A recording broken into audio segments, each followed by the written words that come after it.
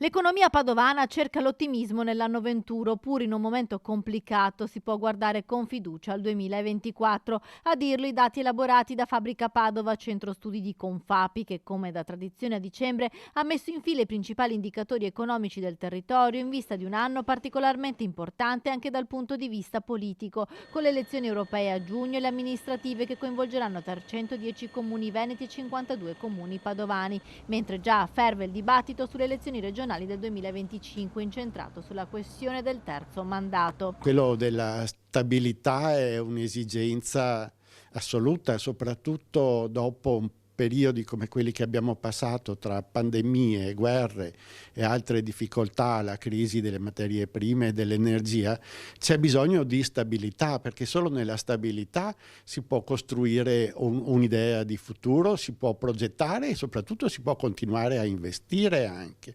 Stabilità vuol dire che non bisogna lasciarsi guidare dall'emotività o dalle ideologie o dal tifo quasi calcistico che purtroppo in Italia è sviluppato in tantissimi settori, e invece chiedersi che cosa possa andare bene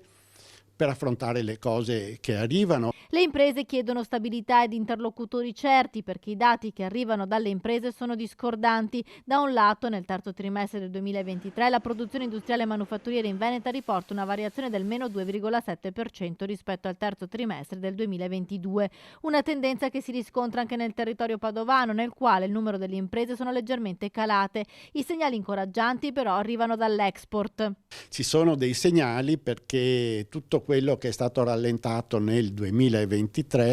troverà probabilmente compimento nel 2024, quindi ci sono molte trattative per varie attività in vari settori che erano rallentate o congelate, che poi invece dovrebbero partire e dipanarsi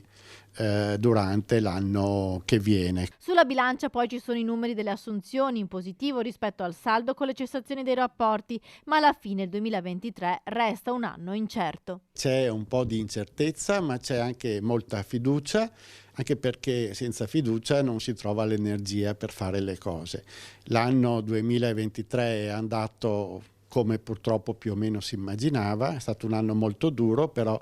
le aziende strutturate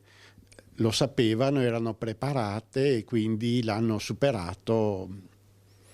bene, perché bisogna superare i momenti difficili, perché questo lo dobbiamo a noi, alla nostra gente, alle nostre famiglie e a tutto l'impegno che ci abbiamo messo fino adesso.